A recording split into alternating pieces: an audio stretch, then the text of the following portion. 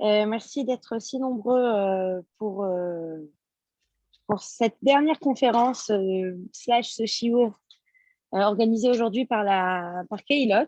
Kehilot est un produit de la Chavaya israélite qui a pour but de faire des conférences sur l'histoire juive, sur l'histoire des communautés. Et puis, si Dieu veut, quand le corona se sera un petit peu calmé, on passera aussi à des voyages pour retourner aux endroits dont on a parlé. Donc, on ira dans le sud voir Rav Kling chez lui. Voilà, c'est un programme. Non, mais surtout des voyages autour des communautés. Ce matin, on a parlé de Salonique, par exemple. Ensuite, on a eu une conférence sur les keynotes de la Shoah. Alors, peut-être faire des voyages en Pologne. Juste après, on a eu les persécutions avec Ariel Assaf. Et maintenant, la cerise sur le gâteau. Si vous vous êtes déjà posé la question, Rav Kling, il ressemble à une cerise. Voilà. Donc, la crème de la crème. Un kiwi à cause de Un kiwi, voilà, exactement.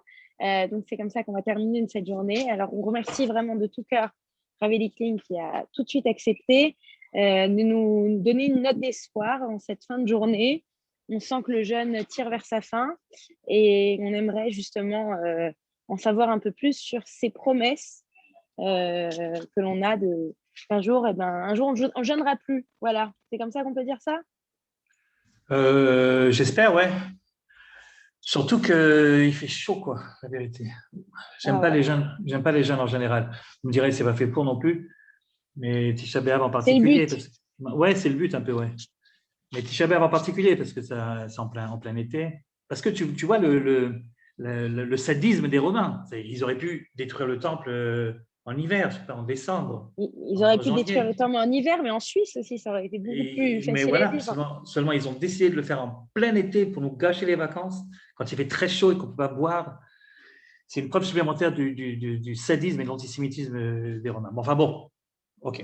Donc je suis censé vous parler, d'après le titre en tout cas, je suis censé vous parler des lueurs d'espoir. Mais, bon, d'abord la première lueur d'espoir, c'est que c'est bientôt fini, puisque chez nous il est 6h10 et qu'on a bientôt fini. Alors évidemment, pour ceux et celles d'entre vous qui nous entendent, qui nous écoutent depuis l'exil, donc évidemment chez vous ça dure un peu plus longtemps, c'est normal, hein. Il faut bien montrer la différence entre ceux qui sont encore là-bas et ceux qui sont déjà ici. Donc, évidemment, vous souffrez un peu plus, quoi. C'est un peu normal. Mais enfin, nous, on termine bientôt. Ceci dit, avant de rentrer dans ces lueurs d'espoir, je suis quand même obligé de vous dire pourquoi on n'est quand même pas arrivé encore. Je veux dire, il y a encore de quoi faire et c'est pour ça que toutes ces idées qui reviennent de temps en temps d'éliminer les jeunes en général, le Tisha B'Av en particulier, tout ça, évidemment, c'est beaucoup trop prématuré pour l'instant. J'ai un bouquin chez moi qui s'appelle Les sources voilées de la psychanalyse, hein, ou les sources cachées de la psychanalyse, je ne sais plus trop. La thèse du bouquin, c'est que notre ami Sigmund Freud, eh bien, la plupart de ses découvertes, de sa nouvelle lecture, de cette compréhension, en fait, ça a des sources déjà dans le Talmud, dans les Midrashim, etc. Et sans doute, peut-être qu'il avait eu accès à ça. Bon, évidemment, c'est un grand problème au niveau des… Si la thèse est exacte, on laisse aux historiens de répondre à la question, mais comment est-ce que lui, il aurait pu avoir accès à ces textes, puisqu'il n'était pas hébraïsant, comme vous le savez. Enfin, laissons tomber, ça ne nous intéresse pas tellement. Ce qui est intéressant dans ce bouquin, par contre, c'est que, bon, il donne un certain nombre d'exemples, certains qui sont convaincants et d'autres qui ne sont pas du tout. Mais parmi les exemples les plus convaincants, il traite du lapsus freudien, vous savez, ce qu'on appelle le lapsus significatif. Et il dit en effet que, bon, avant que Freud n'arrive, les gens pensaient que lorsque quelqu'un fait un lapsus, c'est-à-dire il dit quelque chose alors qu'il voulait dire autre chose, c'est que sa langue a fourché tout simplement, c'est qu'il n'était pas assez concentré, c'est qu'il était un petit peu énervé, enfin voilà, mais ça n'avait aucune signification particulière. Eh bien, Freud, il dit pas du tout, pas du tout. Le mot qu'il a sorti n'est pas un hasard. En fait, c'était enfoui quelque part dans son subconscient. Et que ce moment d'inattention, justement, ou ce moment d'énervement, a fait en sorte que le subconscient est remonté jusqu'à la conscience, et en fait, c'est sorti à l'intérieur, c'est sorti de ta bouche, mais évidemment que ça a une signification, ça a un sens, voilà ce qu'il disait Freud. Or, d'après le bouquin, c'est ce qu'on constate dans un certain nombre de midrashim, et même de nombreux midrashim, qui sont basés sur le lapsus significatif. Un exemple de la paracha qu'on vient de lire hier, donc Moshe nous raconte, nous rappelle ce qui s'est passé dans le désert. Enfin, il commence en fait son récit à partir du moment où ils ont quitté le Sinaï. Donc, si vous voulez, dans la première partie du livre de Bamidbar, quand ils ont quitté le Sinaï, puis il raconte les choses importantes qui sont arrivées à ce moment-là. Et évidemment, très rapidement, il arrive à parler des Meraglim, des explorateurs, puisque c'est certainement l'anecdote, l'incident le plus significatif qui a eu lieu dans le désert à ce moment-là. Et on apprend pas mal de choses, parce que la manière avec laquelle Moshe raconte cette affaire-là, ce n'est pas exactement ce qu'on avait lu lorsque le récit avait été fait dans le livre de Bamidbar, justement, dans la parashat Shlach Lecha. On apprend par exemple que l'initiative, contrairement à ce qu'on avait cru, ne vient pas de Dieu. L'initiative d'envoyer des explorateurs ne vient pas de Dieu, mais en fait, venaient des hommes, puisque Moshe dit, Batikribon elai kulchem, c'est vous qui êtes venus vers moi et qui m'avez dit, allez, envoie-nous, choisis des hommes et envoie-nous des gens pour explorer. Or, justement, le mot explorer qu'ils utilisent, c'est Veyarperu lanu et haaretz. Veyarperu lanu, la racine c'est Chet Peresh, l'arfor. L'arfor, c'est fouiller, comme dans Chafirot archéologiot, les fouilles archéologiques. Oui, l'arfor, c'est fouiller. Alors, quand tu dis on va visiter le pays, on va explorer le pays, on va espionner le pays. Alors, en hébreu, il y a des mots pour tout ça. On dit la tour, on dit les ragel. On les appelle d'ailleurs les Meraglim à cause de ça. Mais l'arfor, franchement, ce n'est pas le premier terme qui nous vient à l'esprit. Ce n'est pas exactement ça. C'est pas, on va aller fouiller le pays. Non, on ne va pas fouiller le pays. On va regarder le pays. On va essayer de comprendre comment ça marche. On va essayer de l'espionner, mais pas de fouiller. Alors, ce serait un lapsus. Ils ont dit fouiller. Alors, le Talmud nous dit en effet, c'est un lapsus. C'est-à-dire qu'ils auraient dû dire autre chose, mais ils ont dit fouiller. Pourquoi? Parce qu'en hébreu, figurez-vous, la racine chet peresh, elle a une autre signification. Ce n'est pas seulement fouiller, mais ça veut également dire faire honte. En hébreu moderne, c'est resté, on dit marpir, c'est quelque chose qui est marpir. C'est honteux, très, très, très honteux, marpir. Et le Talmud en déduire que les explorateurs, avant même de mettre le premier pied en Eretz Israël, ils avaient déjà dans la tête l'idée de sortir un rapport complètement négatif. En fait, ils voulaient faire honte à la terre d'Israël, ils voulaient faire honte au pays avant même de voir ce que le pays présentait. C'est intéressant comme manière de voir les choses parce que ça nous explique évidemment que quelle que soit la beauté du pays, de toute façon, vous savez, quand vous avez quelque chose dans la tête au départ et que vous avez une grille de lecture que vous êtes fixé une fois pour toutes, alors ce n'est pas la réalité qui va vous faire changer d'avis. En fait, vous allez regarder exactement ce que vous voulez regarder, vous allez observer ce que vous avez envie d'observer, et en fait, vous n'avez envie d'observer que ce qui va renforcer votre conception du départ. Donc, ça veut donc dire que les explorateurs qui sont allés là-bas, ils avaient dans l'idée de revenir en faisant un rapport alarmiste et hystérique, et ils cherchaient simplement là-bas, sur place, des raisons pour pouvoir raconter tout ça. Ce qui nous explique, par exemple, qu'à un moment, vous savez, quand ils sont revenus, ils ont dit c'est une terre qui dévore ses habitants, Eretz Ochelet Yoshveai, et la même page talmudique explique pourquoi est-ce qu'ils sont arrivés à cette conclusion que la terre d'Israël dévore ses habitants? Parce que, nous raconte le texte, chaque fois qu'ils allaient quelque part, le bon Dieu s'arrangeait pour que le maire de la ville ou le maire du village meure à ce moment-là. Et comme on enterrait à l'extérieur des villes et des villages, alors toute la communauté, toute la ville partait à l'enterrement, donc elle était devenue une ville déserte, fantôme, et ce qui permettait à nos 12 gaillards de pouvoir espionner sans être dérangés, évidemment, parce que 12 personnes qui viennent en même temps en groupe comme ça, ça se remarque. Alors évidemment, si tout le monde est parti à l'enterrement, on ne remarque plus rien. Et donc, il a fait ça pour le bien. C'est pour que ils puissent faire leur travail normalement. Et eux, ils ont interprété pour le mal. Ils ont dit, chaque fois qu'on va quelque part, il y a un enterrement, c'est une terre qui dévore ses habitants, etc. Donc évidemment, quand vous avez dans la tête déjà une certaine conception des choses, tout ce que vous verrez, ça doit rentrer obligatoirement là-dedans. Et c'est très très rare des gens qui sont capables de changer leur paradigme, de changer leur manière de voir uniquement en fonction de la réalité qui se présente à eux. Au contraire, on finit toujours par l'arranger. Mais c'est encore plus grave que ça, si vous voulez mon avis. Pourquoi c'est plus grave que ça? Parce que la même page de Talmud nous raconte à propos de ces explorateurs que dans leur rapport, ils ont dit des choses auxquelles ils ne croyaient même pas. Il y en a un qui s'appelle Stour, l'autre qui s'appelle Narbi, Et le texte joue un petit peu sur le mot. Il dit stour parce qu'il a contredit les réalisations divines. C'est-à-dire, en fait, les explorateurs qui étaient des grands tzadikim, hein, c'était des représentants du peuple, c'est pas n'importe qui, c'est des grands tzadikim, anashim, chashuvim, des gens importants, les Rachid le racontera également, des tzadikim, en fait. Eh bien, ces grands tzadikim, comme ils avaient un but qui était, pour des raisons qu'on ne va pas traiter maintenant aujourd'hui, et comme ils avaient un but qui était de ne pas faire rentrer les Israël en Israël à ce moment-là, eh ben, comme la fin justifie pour eux les moyens, eh bien, ils ont utilisé toutes sortes d'arguments, y compris des arguments auxquels ils ne croyaient pas du tout. Satar, Stour, pourquoi il s'appelait Stour? Satar est Maasav chez la Kadosh Baruch Hu. Il a nié ce que Dieu avait fait, c'est-à-dire les miracles n'en étaient plus un. Ils ont commencé à expliquer pourquoi les miracles en question, c'était en fait des grands phénomènes naturels tout à fait rationnels qu'on peut expliquer, ce n'était pas des miracles. Et puis Narbi, il s'appelait Narbi parce que Irbi Dvarav, il a raconté qu'il n'y avait jamais eu de promesse divine de rentrer en Israël et que Dieu donc n'avait aucun intérêt à ce que les Israéliens y rentrent. Et c'est ça qui a démoralisé finalement le peuple. Ils ont dit des choses contre leurs propres convictions. Ils n'y croyaient pas à ce qu'ils disaient, mais c'était pour ce qu'ils pensaient être la bonne cause. Et ça a donné Tisha B'Av finalement. Parce que, comme vous le savez, ce soir-là, le soir où les explorateurs sont rentrés, ils ont raconté ce qu'ils ont raconté, le peuple s'est mis à pleurer, démoralisé, et ce soir-là, c'était le premier Tisha B'Av de l'histoire. Comme dira le texte là-bas, vous avez pleuré pour rien, dit à Dieu, un jour vous pleurez pour quelque chose. Aujourd'hui, vous avez pleuré pour rien, le même jour, Tisha B'Av, dans l'histoire, ce sera un jour où vous pleurez pour des choses réelles qui valent vraiment la peine qu'on verse une larme là-dessus. Et ça m'interpelle beaucoup ces derniers temps. Je m'excuse d'être obligé de parler un petit peu de ce qui se passe aujourd'hui à la Knesset et de faire un petit peu de politique.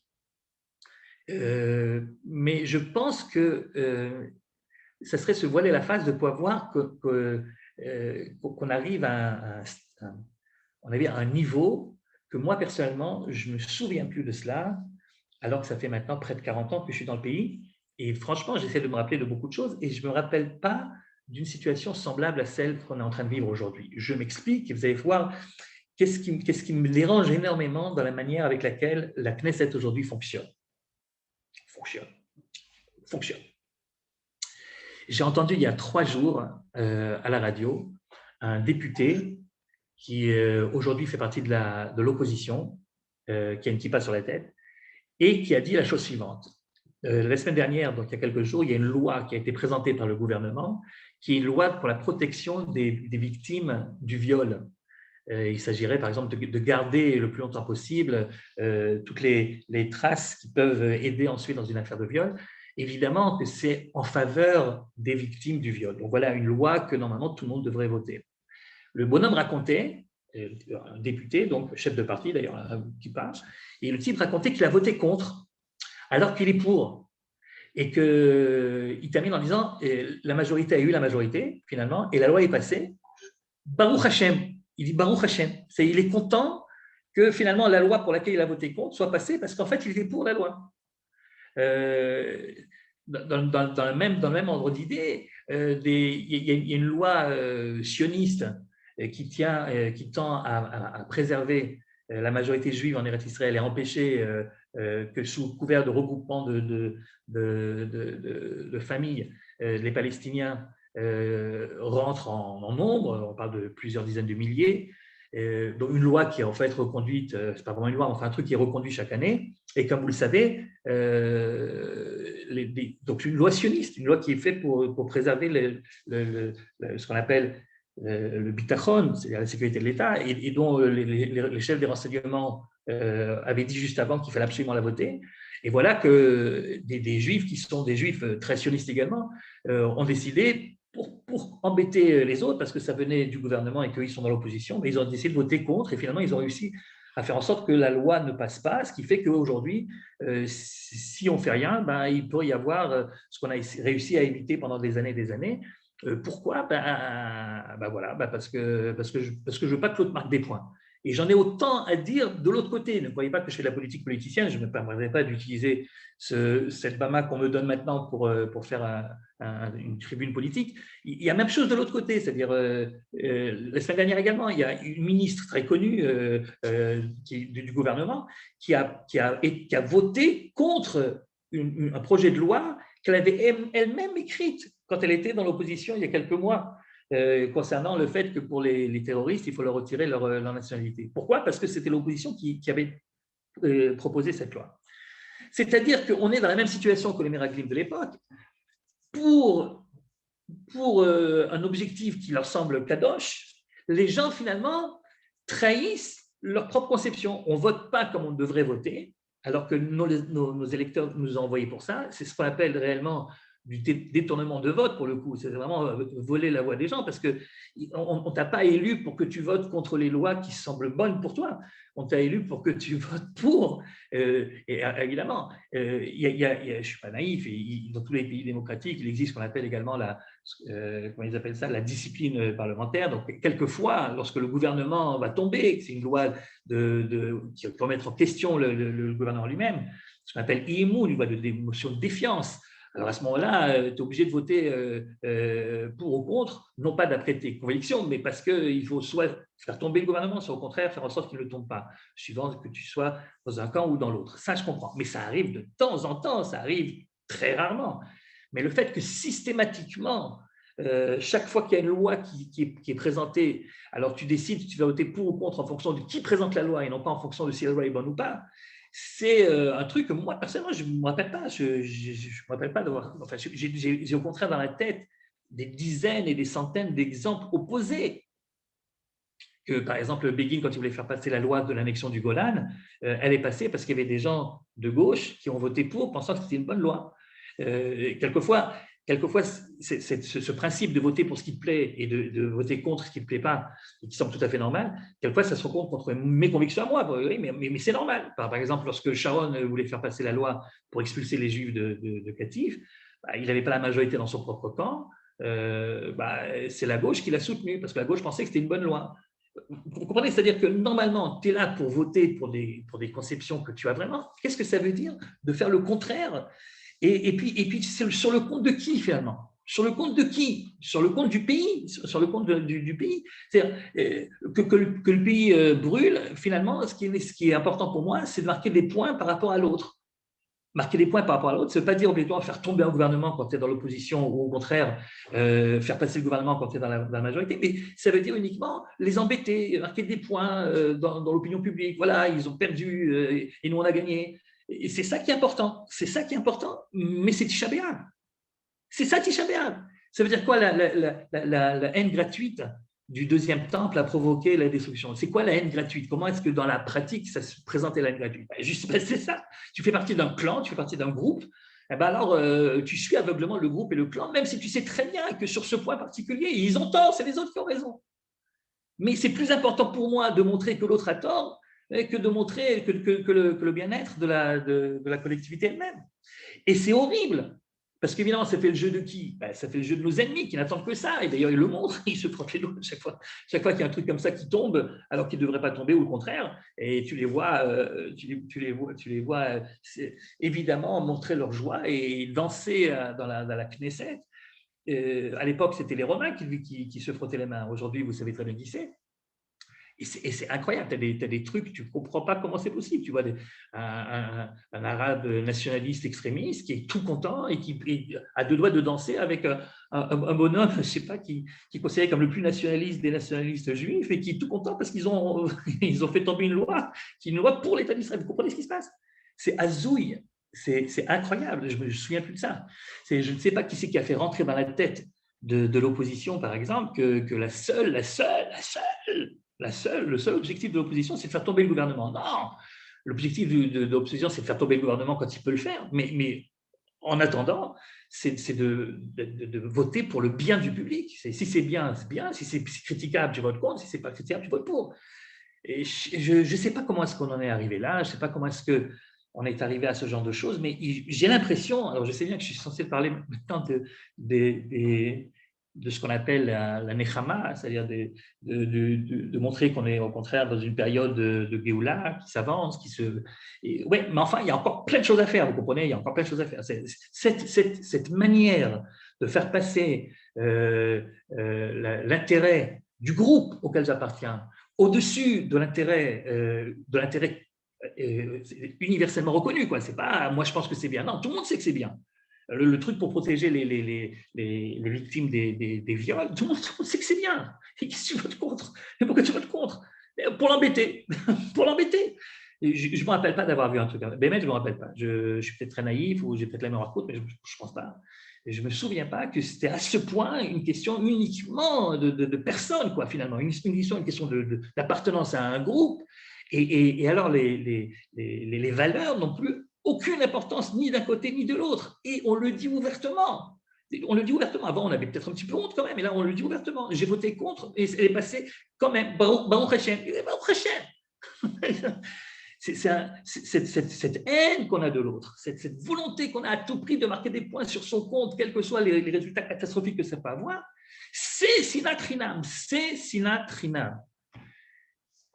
Voilà, bon, c'était mon coup de gueule d'aujourd'hui, très bien. Ça veut donc dire qu'on n'est pas encore arrivé à la fin, si vous voulez, de la période de l'exil, encore plein de choses à apprendre. Bien, passons et essayons de voir malgré tout les lueurs d'espoir. Non, les lueurs d'espoir me fait marrer, j'ai vu ça dans le titre de l'intervention, lueurs d'espoir. Ce n'est pas les lueurs d'espoir, c'est les gros flashs, quoi. C'est les grands luminaires, ce n'est pas des lueurs, ça fait longtemps qu'on n'est plus dans les lueurs. Vous savez, il y a une Gemara, on va peut-être commencer par elle. Il y a une Gemara qui nous enseigne, je crois que c'est dans Megillah, elle essaie d'expliquer pourquoi l'ordre des brachot, vous savez, les brachot dans la Mida suivent un certain ordre, il y a 18 bénédictions, et les bénédictions suivent un certain ordre, on ne peut pas changer l'ordre, c'était fixé une fois pour toutes. Or, parmi donc, ces brachot, il y en a deux qui se suivent et qui apparemment n'ont pas de rapport l'une avec l'autre, et le Talmud pose la question, pourquoi est-ce qu'elles sont liées? La première, c'est ce qu'on appelle Birkat Hashanim, c'est-à-dire la bracha qu'on fait sur le climat, sur le fait que la terre devrait recevoir les pluies au moment où elle doit en recevoir, et au contraire, ne pas en recevoir quand elle ne doit pas en recevoir, c'est-à-dire suivant les saisons, la bracha elle change. Et en fait, c'est une bracha qui est entièrement dirigée sur le bien et le développement de la terre d'Israël, ce qu'on appelle Birkat Hashanim. Et juste après, il y a la bracha qu'on appelle Tekar Beshofar Gadol Birkat HaKibbutz Galuyot. C'est la bracha concernant le retour des exilés. Et on aimerait qu'un jour tu sonnes du grand chauffard afin que l'exilé arrive, etc. Et la Gemara pose la question, quel rapport entre les deux? Et la réponse vient tout de suite de manière, j'allais dire, spontanée, directive, puisqu'il est écrit, c'est un verset de Yecheskel, de Ézéchiel, puisqu'il est écrit Ve'atem hari Israël, anfechem titenu, uperiechem tis'u, l'ami Israël qui kirevu lavo. Et vous, montagne d'Israël, donc le prophète s'adresse à la nature, à la montagne d'Israël, dans le pasuk juste avant, il parle aux plaines d'Israël, il parle aux arbres, et il dit donc à la terre d'Israël, il leur dit, voilà, le temps viendra, la terre marée Israël, où vous, les montagnes d'Israël, vous produirez des racines et puis vous donnerez des fruits parce que mon peuple revient. Autrement dit, il y a une corrélation dans le verset de Yecheskel entre le renouveau de la terre d'Israël et le retour des exilés, donc si vous voulez, le début de la Géoula. Cette idée qu'il y a cette relation entre les deux, elle va beaucoup plus loin. Comme vous le savez sans doute, il y a une Gemara très fameuse, c'est Rabbi Abba qui parle et qui dit dans Sanhedrin, en utilisant le même verset de Yecheskel qu'on vient de citer, il dira en effet En lechaketz megoulé misé, il n'y a pas de signe plus évident que la fin de l'exil est arrivée, que lorsque la terre d'Israël donnera ses fruits, à cause du verset qu'on vient de citer maintenant. C'est-à-dire la terre donne ses fruits lorsque Israël doit revenir. Quand Israël revient, c'est le début de la Géoula, et donc les deux choses sont liées. Alors, ce qui est très intéressant dans cette Gemara, c'est que, premièrement, on a besoin de signes que le temps de l'exil est terminé. Si tu as besoin d'un signe, ça veut dire que ce n'est pas évident tout de suite. C'est-à-dire, je me rappelle, il y a quelques années, j'étais rentré dans une école pour parler de Chimlat Hadarom, donc j'ai parlé avec les jeunes filles à la terminale. Et puis, en parlant de Géoula et en parlant de ce qui se passe aujourd'hui en Israël, etc., et d'exil et pas d'exil, Il y en a une qui m'a dit, mais on est en exil, on est tout le temps en exil, on est encore en exil, et même c'est un exil encore plus fort qu'à l'époque. Elle essaie de développer ce qu'elle avait entendu donc de ses professeurs, pourquoi est-ce qu'on était en exil. Alors j'ai posé la question, mais d'après toi, ça serait quoi le signe que l'exil se termine? C'est quoi le signe qu'on passe de la période de l'exil à la période de la Géoula? Et la réponse a été évidemment, le Beth Amikdash doit être construit, le Mashiach doit arriver, le loup doit paître avec l'agneau, etc., etc. Et tant que je ne vois pas tout ça, on est en plein exil. Et alors, l'exil, comment tu vois que ça va faire un exil? D'abord que toutes ces prophéties ne sont pas réalisées, et puis surtout qu'au niveau, on va dire, spirituel, c'est pas le Pérou non plus, c'est-à-dire il y a beaucoup d'assimilation, etc. Alors, je ne vais pas vous faire le tableau, vous avez compris ce que la jeune fille m'a raconté, elle a donc 17 ans, et elle raconte ce qu'elle a entendu de ses profs. Alors je lui ai dit, si je te disais que l'Agmara ne dit pas ça, que le Talmud ne dit pas ça, que le Talmud dit de manière claire et personne ne le contredit, ce que dit ici Rabbi Ava, le Passouk dit, il n'y a pas de signe plus évident. Donc, si tu veux vraiment savoir si l'exil est en train de se terminer et que la Géoula commence, eh bien, le seul signe, finalement, c'est pas si le Beth Amikdash est reconstruit ou si le Mashiach arrive ou si tout le monde fait Shabbat, mais c'est quelque chose de beaucoup plus trivial, de beaucoup plus vérifiable d'abord et de beaucoup plus concret. Sha'aretz notenet et piria, quand tu verras la terre d'Israël donner des fruits. C'est très intéressant que personne ne contredit Rabbi Ava. C'est-à-dire c'est une opinion qui fait l'unanimité chez nos sages et qui vient en fait d'une source qu'on va voir dans un instant. Et la source en question, elle date du Midrash qu'on appelle le Sifra, c'est-à-dire un truc qui a été écrit juste après la destruction du temple, si vous voulez. C'est-à-dire que dès que le temple a été détruit et que le peuple est parti en exil, déjà à ce moment-là, nos sages ont dit, si tu veux savoir quand le moment de l'exil est terminé et que la Géoula commence, regarde la terre d'Israël. Si elle donne des fruits, c'est que le processus est enclenché. Si elle donne des fruits, c'est que les choses commencent à aller du bon côté. Et c'est très intéressant que ce soit justement ça qui est pris comme signe. D'abord parce que, comme on vient de le dire, ça veut dire qu'on a besoin d'un signe, donc les choses ne sont pas miraculeuses de manière spectaculaire, sinon on n'aurait pas besoin de signe, sinon tout le monde le verrait. C'est que tu cherches un signe, tu ne vois pas trop et tu cherches quelque chose pour t'accrocher à ça. Ah bah oui, en effet, il y a ça. Ouais. Premièrement, et puis deuxièmement, que le signe en question soit un signe, tout ce qui est plus matériel, et pas du tout dans les sphères spirituelles. Quand tu verras que le type de la Shomer Hatzair, il est Shomer Shabbat, ben non, c'est pas ça c'est pas ça. Alors quand tu verras que tout le monde commence à manger kasher, ben, non, c'est pas ça non plus. C'est-à-dire que le signe, en fait, c'est un signe physique quand tu verras que le temps est arrivé, puisque la terre commence à redonner des fruits. Je vous dis que c'est basé sur un midrash qui est très très ancien, qui date vraiment juste après l'époque de Tisha B'Av, de l'exil du deuxième temple. Parce qu'en effet, le midrash en question, le Sifra, se passe sur un passouk de Vaïkra, sur un chapitre de Vaïkra.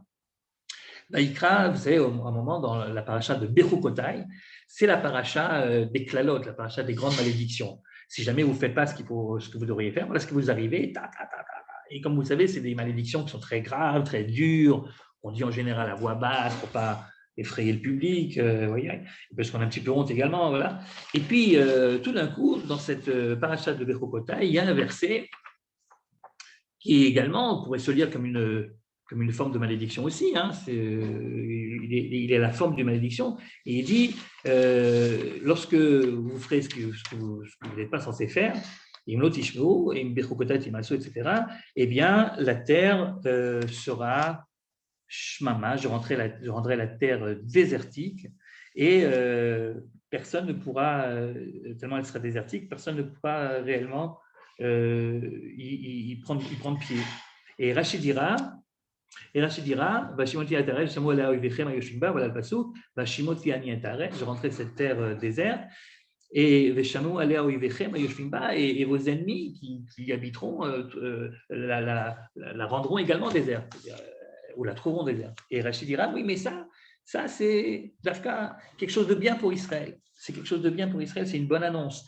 Ça veut dire qu'il y a une sorte de contrat entre le peuple et la terre, c'est que les deux jurent fidélité l'un à l'autre.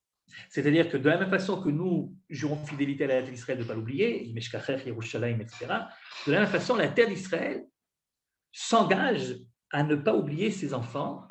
Et quels que soient les efforts que feront les uns et les autres pour essayer de faire fructifier cette terre, qui en fait est une terre fertile à l'origine, eh bien, ça ne marchera pas. Ça ne marchera pas. Et lorsque ça commence à marcher, ben, tu sais que les choses sont en train de changer. Voilà donc ce qui a été écrit déjà donc, depuis le Midrash en question, donc depuis la destruction du temple, et ce qui a été ensuite revu et revérifié de génération en génération, et c'est le grand miracle. C'est le plus grand miracle. C'est parce que vous comprenez, on a déjà vu comme dirait le marchand, elle attendra ses oisillons pour qu'ils reviennent au nid. C'est ce qu'il dirait, pour qu'ils reviennent au nid. Et on a déjà vu des oiseaux qui ont été chassés de leur nid et qui, par fidélité, reviennent au nid. Mais on n'a jamais vu des nids qui jurent fidélité aux oisillons. Le nid, c'est un nid. S'il y a un autre animal, s'il y a un autre volatile qui vient s'y installer, il s'y installe. Eh bien non, pour être Israël, c'est une promesse qui va dans les deux sens.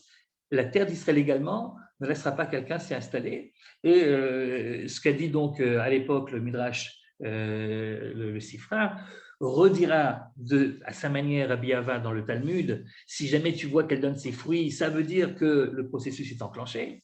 Et c'est ce que Rashi donc notera dans son commentaire, donc 1000 ans après, c'est ce que Rabbi Moshe ben Nachman rajoutera quelques années plus tard, en disant que non seulement c'est un signe évident, mais que c'est un signe qui est vérifiable. Et puis il dira dans son commentaire, lui, vous savez, il a fait son aliyah, puis il a vu ce qui se passait là. Il dit, j'ai vu. Et en effet, il n'y arrive pas. Bien qu'ils y essayent tous essayent et personne n'arrive. Voilà ce que disait le Ramban. Et au fur et à mesure que le temps de l'exil s'allonge, les gens un peu sceptiques se disent, cette promesse, finalement, est-ce qu'elle va tenir encore ? Est-ce que d'un côté, Israël restera fidèle malgré les épreuves, malgré le temps, malgré tout ce qui s'est passé ? Et aussi de l'autre côté, parce que là, ça ne dépend plus, vous voyez, d'Israël. Ce qui dépend d'Israël dépend d'Israël. Mais ce qui dépend de la terre dépend de la terre. Alors, est-ce que la terre, elle va résister? Est-ce qu'elle va tenir sa promesse? Ou bien est-ce qu'elle va finalement se laisser séduire, être conquise par des nouveaux occupants qui viendraient et qui réussiraient à en faire une terre fertile, etc. Eh bien, non. Tout le monde connaît cette histoire histoire vraie, bien sûr. Au moment où ils ont voulu fonder une des premières Moshavot, vous savez, Yoel Moshe Salomon, qui voulait absolument voir si on pouvait à Petah Tikva faire quelque chose. Et donc, il est avec ses copains, ils amènent un médecin pour voir si ce serait possible au niveau sanitaire, vous voyez, dans ces marécages, quoi. Et puis, le médecin dit, faisons silence 2 minutes, tout le monde se tait. Il prête l'oreille, il n'entend aucun son. Et il dit, je n'entends pas d'oiseau. C'est un signe très, très grave. S'il n'y a pas d'oiseaux, il n'y a pas de vie. S'il n'y a pas de vie pour les bêtes, il n'y aura pas de vie non plus pour nous. Et donc, il faut fuir l'endroit. C'est un endroit qui ne peut rien donner du tout. Il s'en va. Et s'il n'y avait pas eu l'entêtement de Yoel Moshe Salomon et des autres d'amis à lui, eh bien, personne n'aurait eu le courage de rentrer dans ce marécage et d'en faire ce qui est aujourd'hui Petah Tikva. Mais c'est comme ça également pour tout. Je ne vais pas raconter de nouveau parce que vous les connaissez, les témoignages des uns et des autres, non-juifs en général, depuis Mark Twain jusqu'aux autres, et ou Chateaubriand qui racontent en effet qu'ils ont fait le pays de long en large et ils ont vu pratiquement personne, presque pas d'arbres, etc.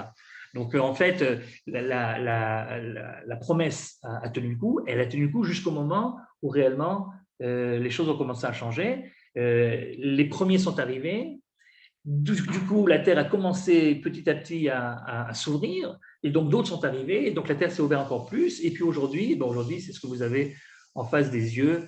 Je ne sais pas exactement ceux qui habitent ici, je ne sais pas exactement où est-ce que vous habitez. Moi, j'habite à Kfar Maimon, donc un vrai désert normalement. Ça, c'est ce qu'on appelle le Negev. Désert. Et là, franchement, je suis en train de regarder par la fenêtre, là, c'est tout sauf ça, c'est tout sauf un désert.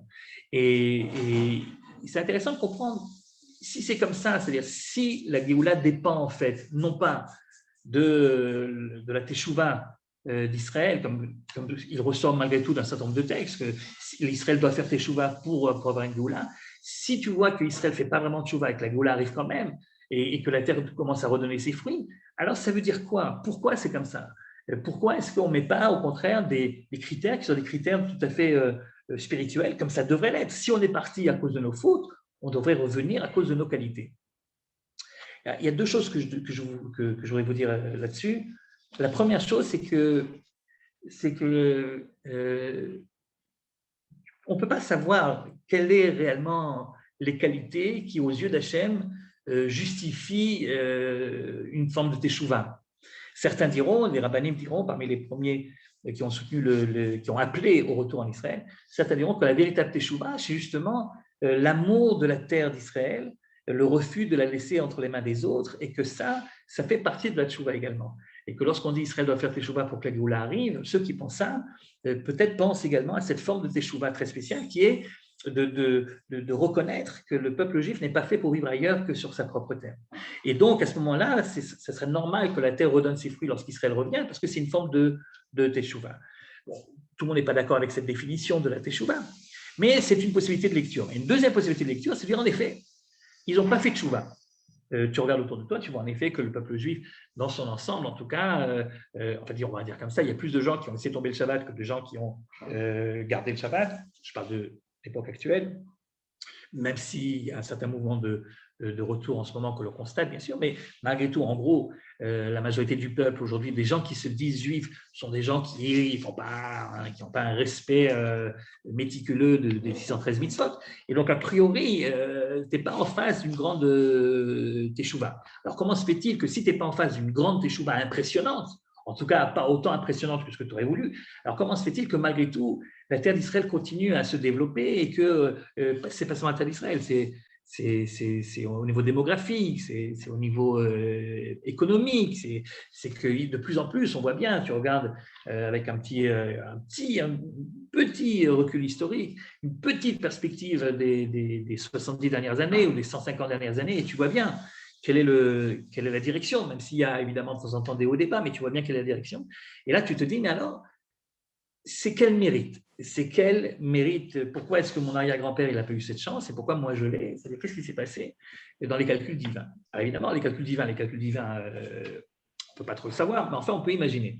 Mais quand on ne sait pas, au lieu d'imaginer, on peut également regarder le fameux verset que je viens de vous citer de Yecheskel, chapitre 36, le verset qui s'adresse donc à ces montagnes pour leur dire, allez, hop, le temps est venu, vous donnerez vos fruits parce qu'Israël arrive.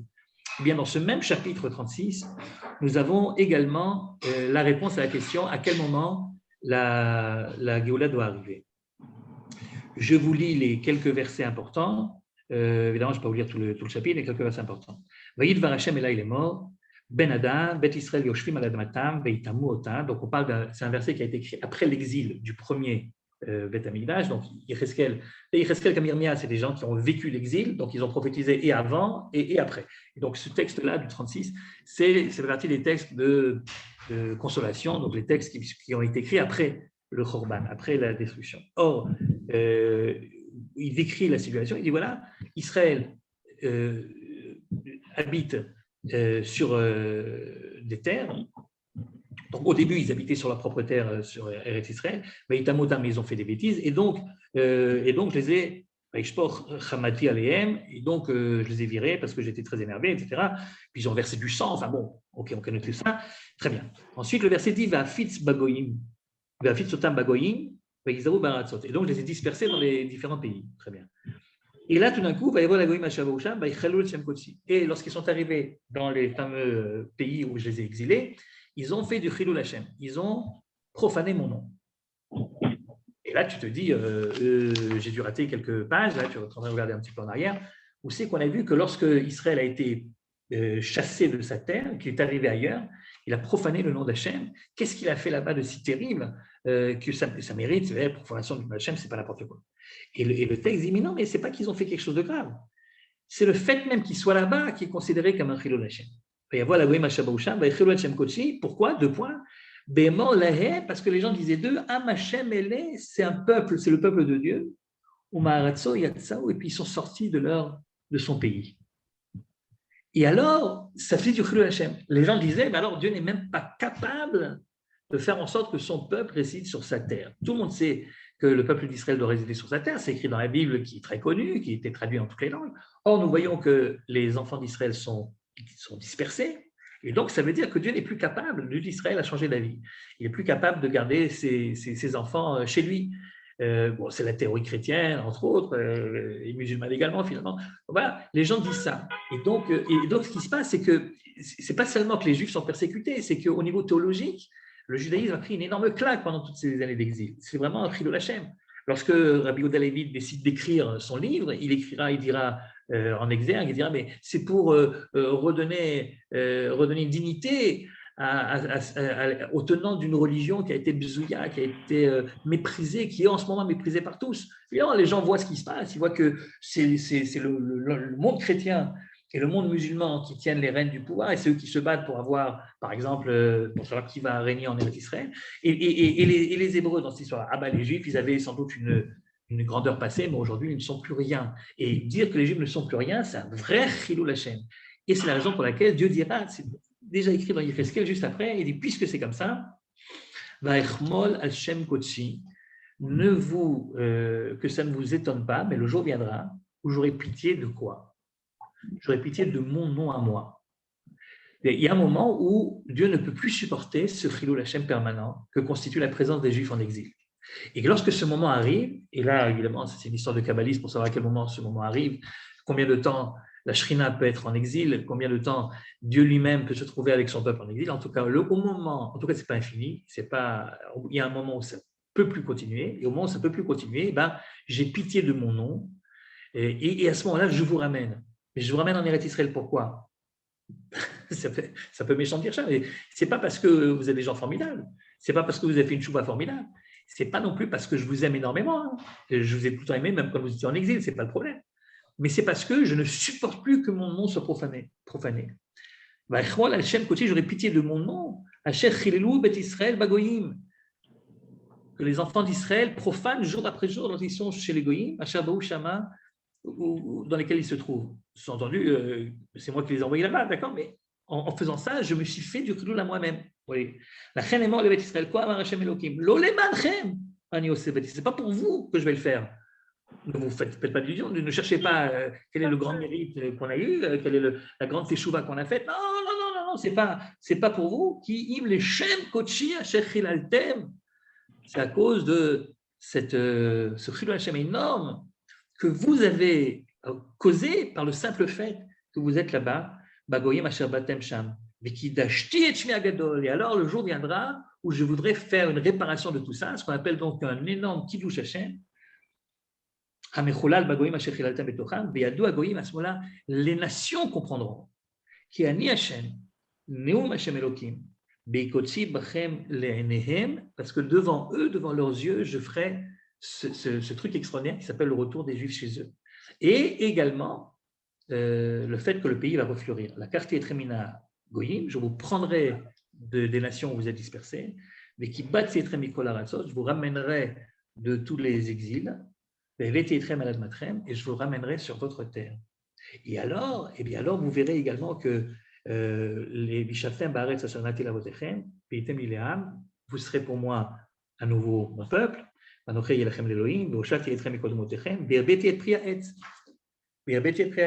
verrez qu'il y aura des fruits sur les arbres. Pas seulement pour vous, hein, pour l'exporter même. Si, sur les marchés de Garges-les-Gonesse, vous pourrez trouver des fruits d'Israël. C'est incroyable. Ben oui, ça arrivera. Le jour viendra. Vous ne serez plus obligé de tendre la main pour pouvoir avoir une sécurité économique. Et alors, sachez, à ce moment-là, quand ça vous arrivera tout ça, sachez, c'est pas pour vous que je l'ai fait. Vous, de votre côté, vous devrez avoir honte en fait de la manière avec laquelle vous conduisez, ça c'est dit, okay. Mais c'est pour moi. Et puis il continue, les villes qui ont été désertes seront à nouveau habitées, et les villes qui ont été en ruine seront de nouveau reconstruites. Et la terre marécageuse de Ptartigra tout à l'heure, Te'abed, elle sera de nouveau travaillée. Alors qu'elle était considérée comme un désert par tous ceux qui faisaient le voyage, qui parlent ici de Mark Twain. Alors, où est-ce que j'ai une allusion à Mark Twain dans la Torah? Yecheskel, au Châteaubriand, pareil. Et il viendra un moment, vous verrez, il viendra un moment où les gens diront, mais cette terre qui était complètement déserte pendant si longtemps, elle est devenue en Gan Eden. Écoutez, la vérité, je sors tous les matins pour aller à la fila dans mon petit jardin, j'entends les fameux oiseaux que le médecin de Tartigba n'entendait pas. Moi, je les entends et je les vois de toutes les couleurs. Je vois les arbres de toutes les couleurs également. Et franchement, franchement, j'ai l'impression de vivre les versets. C'est dingue, hein? Mais j'ai l'impression tous les jours de vivre les versets. Ben moi, arrête ça, un vrai paradis, un vrai paradis. Et toutes ces villes détruites, en ruine, tout ça, eh bien, elles seront de nouveau reconstruites. Regardez le Chilul Hashem. Et les non-juifs verront tout ça, que c'est moi Dieu finalement. Baniti Hanerasot qui reconstruit toutes ces ruines. Natati Aneshama. Ani Hashem, Bibarti Vasiti, c'est moi Dieu qui parle et c'est moi Dieu qui agit. J'ai entendu il y a quelques années, vous l'avez entendu également, les discours des présidents américains. Ils ne sont pas obligés, franchement. Bon, d'accord, les Américains, c'est nos copains, on a compris. Enfin, quand tu fais un discours, par exemple pour l'ouverture de l'ambassade américaine à Jérusalem, ou la dernière fois qu'un autre, c'était Bush à l'époque, a rendu visite officielle, ils font des discours, en général, ça passe plus ou moins inaperçu, parce que c'est considéré comme des trucs diplomatiques, mais quand tu le lis, tu te dis, c'est ça le Kiddush Hashem duquel parle Yecheskel, c'est ça. Lorsque la dernière fois, Trump, bon, vous allez me dire, Trump, c'est Trump. Ok, d'accord, c'est vrai. Enfin, quand même, lorsque Trump est venu, puis il a raconté ce que vous avez fait. Vous vous rappelez de ce qu'il a dit? Il a dit, ce que vous avez fait depuis que vous êtes rentré, ce n'est pas seulement quelque chose de formidable pour vous, mais c'est également quelque chose de formidable pour la gloire de Dieu et le respect des versets. Je te dis, on vit une époque que personne n'avait réellement, même les plus minimes d'entre nous, personne n'avait réellement pensé que ça allait se réaliser à ce point et à la lettre.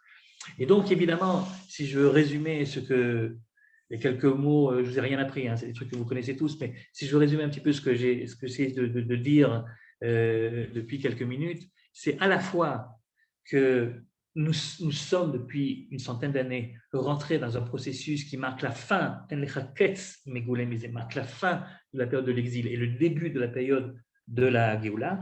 Laura Fuchs dira que cette époque s'appelle en effet l'époque de début de Géoula, de début de libération, depuis le moment où les premiers Mitkashfim ont mis le pied ici, ont commencé à faire refleurir le pays. C'est de ce moment-là que commence réellement la fin de l'exil et le début de la Géoula. Donc, on est déjà depuis pas mal de temps. Lui, il a écrit ça en 1912, vous voyez, donc au moment de l'écrit Grotaria, donc c'est 1912. C'est après Yoel Moshe et Salomon, mais c'est avant tout le développement extraordinaire qu'on va vivre, nous, de nos propres yeux. Donc, d'une part, oui, on n'est plus en exil, on a commencé un processus, sauf que c'est pas dichotomique, c'est pas juste après l'exil, tu as les Géoula Shlema. Il y a un processus qui est un processus long de quitter l'exil et de commencer lentement l'ascension vers la Géoula Shlema. Ça, c'est d'une part. Et quelquefois, on l'oublie parce qu'on est pris par les problèmes de la vie, les problèmes quotidiens, et on n'a pas toujours ce recul, surtout quand on est israélien, quand on est né en Israël et qu'on a toujours vécu finalement là-dedans, on a plus de difficultés à le voir, mais quand on vient de l'extérieur, comme la plupart d'entre vous, je suppose, et qu'on sait ce que c'était, on sait ce qu'on a vu, ce qu'on a trouvé ici. Donc finalement, il y a cette obligation qu'on a jour après jour d'ouvrir les yeux et de constater, de voir ce qu'on voit et de voir que le Tisha B'Av qu'on est en train de commémorer, c'est plus exactement le même que les Tisha B'Av que faisaient mes arrière-grands-pères ou mes grands-parents à l'époque, et il prend un goût plus doux d'année en année. Et c'est important de le dire. Moi, je n'arrive plus à faire la bracha de Nachem. Vous savez, dans le petit texte qu'on rajoute à Mincha, dans Tisha B'Av, on dit à Dieu de nous prendre en consolation, Nachem, à cause de la ville, de ta ville, Jérusalem, qui est en ruine, plus personne n'habite là-bas. Je saute ce passage. Je n'arrive pas à le dire. Je ne sais pas si j'ai le droit ou je n'ai pas le droit, mais je saute le passage. Je continue à dire le reste parce qu'en effet, la ville n'est pas encore construite comme elle devrait l'être et qu'il manque un Beth Amikdash, etc. Donc, évidemment, il ne s'agit pas d'annuler le jeûne ou d'annuler la bracha en question, mais il s'agit simplement de ne pas être de pas manquer de reconnaissance, de ne pas être ingrat et de savoir dire les choses quand elles arrivent. Ça, c'est d'une part. Mais d'autre part, et c'est le grand danger qu'on a aujourd'hui, sous prétexte que nous sommes en effet rentrés dans un processus qui semble être un processus irréversible, à cause de ça, on risque de ne plus prendre de responsabilité sur nos actes en disant de toute façon, ça va bien se passer. Un petit peu comme avaient dit les Juifs de Jérusalem à Irmia, qui n'arrêtaient pas de les prévenir que ça va mal se terminer et qui disaient Chal Hashem, Chal Hashem, Chal Hashem, mais il ne peut rien nous arriver puisqu'on est du bon côté de l'histoire, il ne peut rien nous arriver. Et ça, évidemment, il faut qu'on sache que rien n'est complètement irréversible et que la vérité, c'est que bien sûr, on nous a promis qu'il n'y aura pas de troisième exil, mais on ne t'a pas dit combien de temps prendra le processus, ni quel prix tu devras payer pour pouvoir arriver jusqu'à la fin. Et tant qu'il y aura des phénomènes comme ceux desquels j'ai parlé au début de cette intervention, c'est-à-dire que nos représentants, à tous, ce n'est pas seulement les représentants, aujourd'hui c'est divisé en deux, quoi, c'est vraiment 59 contre 61, donc il y a vraiment moitié-moitié, mais tous les 120 membres, bon, j'exclus ceux qui ne représentent pas le peuple juif, qui sont des citoyens israéliens représentés normalement à la Knesset, mais qui ne représentent pas le peuple juif. Mais si vous prenez la centaine de députés qui représentent les aspirations différentes, enfin les aspirations quand même du peuple juif, c'est quand même malheureux de voir que tous, jusqu'à aujourd'hui, j'espère que ça va changer. J'espère que c'est que parce que ça fait qu'un mois qu'il y a un nouveau gouvernement et qu'il y a toutes sortes de choses qu'on n'arrive pas encore à digérer. D'accord, très bien. Mais j'espère de tout cœur qu'on arrivera finalement à remettre en tête de nos préoccupations, des préoccupations de ceux qui nous représentent, le bien-être, le développement, l'intérêt de la collectivité, de vouloir bien entendu changer de gouvernement si vous êtes contre le gouvernement, mais de le faire au moment où il fait des choses qui sont répréhensibles, mais au moment où il propose, ça arrive, hein, au moment où il propose des choses qui sont sympathiques, au contraire de le soutenir, la même chose dans l'opposition, soutenir ce qui doit être soutenu et combattre ce qui doit être combattu, c'est-à-dire en fait s'intéresser à l'essence des choses et non pas à qui a proposé la loi, c'est-à-dire arrêter de voir dans l'autre celui qui appartient à l'autre groupe avant même de chercher à voir qu'est-ce qu'il a proposé, être à l'écoute. C'est ça qui peut réellement faire en sorte que ce processus de Géoula qui a été déjà enclenché arrivera à son terme le plus rapidement possible, avec le moins de douleur possible. Je terminerai peut-être avec ce midrash qui se trouve aussi dans la même page talmudique et qui nous raconte, je dis tout à l'heure que lorsqu'ils ont dit, les explorateurs, le premier Tisha B'Av de l'histoire des explorateurs, lorsqu'ils ont dit c'est une terre qui dévore ses habitants, donc je vous ai dit ce que la Gemara disait, bon, parce qu'à chaque fois qu'ils allaient quelque part, il y avait un mort, il y avait un enterrement. Mais il y a une deuxième explication dans cette page talmudique. Il y a quelqu'un qui dit là-bas, non, mais ce n'est pas à cause de ça, c'est parce qu'il y avait un grand homme, qui est mort et tout le monde est parti à son enterrement. Et donc, les Meraglim, les explorateurs pouvaient donc espionner comme ils le voulaient. Or, qui c'est ce grand homme qui serait mort et qui a occasionné une énorme lévaya avec tout le monde qui est parti derrière lui? Eh bien, d'après le texte avec Marak, ce serait Job, Yov. Nafshé de Yov, Yov est mort et tout le monde est parti à l'enterrement. Moi, je me suis toujours demandé, mais qu'est-ce que Yov a à voir là-dedans? Qu'est-ce que la mort de Job a à voir avec la rentrée prochaine des Hébreux en Eretz Israël? Pourquoi Job doit mourir pour qu'Israël puisse rentrer? Qu'est-ce qui représente ce Job? Job, c'est un personnage historique ou pas? Parce qu'on ne sait pas très bien à quel moment il a vécu, c'est très mystérieux, Job. On sait pas. Il y en a même qui disent Lo haya velo nivra, mashal haya, qu'il n'a jamais vécu. En fait, c'est un livre qui est une parabole, mais ce n'est pas quelqu'un qui a réellement existé. En tout cas, d'après le texte que je suis en train de vous raconter, il a existé et puis il serait mort au moment où les Israël devaient rentrer à l'époque des explorateurs. Pourquoi est-ce que Job devrait mourir? Alors, Job représente pas mal de choses, mais il y a une chose qui représente pour nos sages, il représente en particulier la hadishut, c'est-à-dire le manque. Hadishut, ça veut dire le manque d'intérêt pour autrui. En fait, vous vous rappelez de ce midrash peut-être célèbre qui nous dit que lorsque Pharaon avait décidé la solution finale du peuple hébreu en Égypte, eh bien, il avait 3 conseillers. Un, Bil'am, il a été pour. L'autre, Yitro, il a été contre. Et alors à ce moment-là, il est parti en vitesse, il s'est enfui parce que sa tête a été mise à prix. Et le troisième, Iyov, dit le Midrash, il a écouté, il s'est tu, il n'a pas pris position. Iyov représente, dans la tête de nos sages, Iyov représente également celui qui est tzaddik pour lui-même, mais qui ne se préoccupe pas des autres. Un grand tzaddik par rapport à lui-même, il regarde dans la glace, il a l'impression d'être un grand tzaddik, mais il n'est pas du tout à l'écoute des autres, il ne comprend pas quelles sont leurs préoccupations, leurs problèmes, leurs frustrations, ce n'est pas son problème à lui. Cette image de Yov provient sans doute de la fin du livre de Yov, dans laquelle, là-bas, on nous raconte que c'est seulement lorsqu'il a prié pour les autres que Dieu lui a redonné ce qu'il lui avait pris au départ. Yov doit mourir pour qu'Israël puisse rentrer. Il n'est pas possible de vivre longtemps dans ce pays si on est indifférents les uns vis-à-vis des autres, si on n'a pas d'écoute, si on ne comprend pas ce qui se passe chez l'autre. Si chaque fois qu'on pose une question, tu ne donnes ton avis que par rapport au groupe auquel tu as décidé une fois pour toutes de t'affilier et que tu ne fais pas attention réellement à l'essence même de ce qui est dit, si tu te bloques, si tu te bouches les oreilles parce que tu préfères vivre dans ton monde à toi, qui est un monde préconçu où tes idées sont déjà toutes faites et que l'autre ne peut absolument pas avoir raison sur rien du tout, il n'y a que toi qui as raison parce que toute la vérité est de ton côté, ça part à la catastrophe, ça part à la débâcle. Et j'espère beaucoup qu'on arrivera à tuer ce Yov qui est en nous et que nous retrouvons le chemin qui nous permet de nous regarder les uns en face des autres, qu'on puisse se regarder dans les yeux, s'écouter, pas obligatoirement adopter tout ce que l'autre dit, mais en tout cas être à l'écoute, le comprendre, et essayer de faire des choses qui sont le plus consensuelles possible, afin réellement que ce pays continue à nous répondre avec cette bienveillance, la bienveillance avec laquelle il nous répond depuis déjà maintenant plus d'un siècle, et qui continue à donner des fruits de plus en plus beaux, de plus en plus grands, que les villes continuent à se construire de plus en plus, et seulement, tout à l'heure, vous m'avez dit qu'un jour vous viendrez visiter chez nous, vraiment je vous invite à le faire, mais ce n'est pas seulement chez nous, si vous voyez une petite comment elle s'est développée, vous n'avez pas idée. Et puis chaque semaine, il y a un truc qui n'était pas là, qui est là. Vous voyez, c'est absolument incroyable ce qui se passe dans ce pays. C'est un pays de bracha.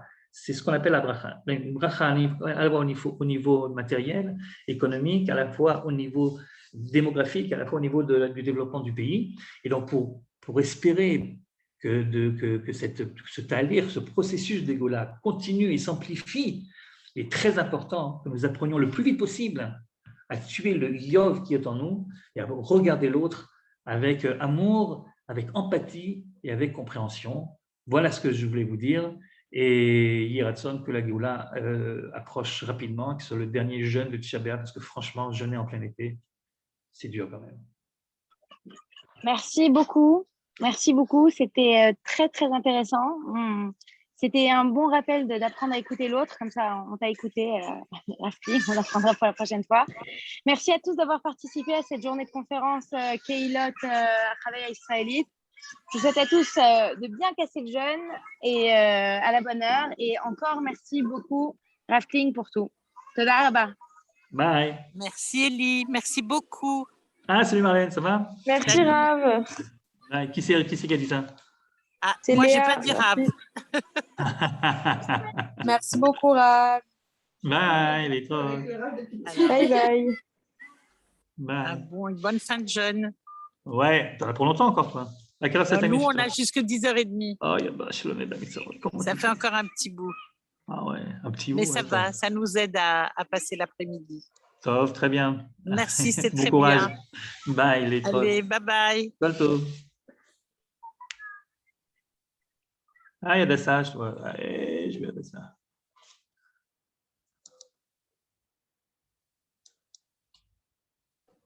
Kalakavan, et merci pour votre courage. Courage, quel courage. De parler de façon tellement franche et vous êtes un super madrich en plus d'être un super rave. Toda rabba. Oh, c'est gentil comme tout ça. Toda, toda. Merci beaucoup pour ce magnifique exposé et vous avez touché du doigt quelque chose d'extrêmement important, c'est le fait que les Israéliens natifs du pays ne comprennent pas comme ne comprennent pas toujours. Ne comprennent pas. Et il faut souvent se pincer, mais nous vivons dans un pays de miracles. Mais le miracle, on ne peut le comprendre, très difficile à comprendre quand on a la tête dans le guidon. Ils ont plus de mal, ils ont plus de mal à voir ça. On a plus de chance, nous, finalement, de ce côté-là. Magnifique exposé. Toda rabba. Vakasha, Kolto. À bientôt. Bientôt.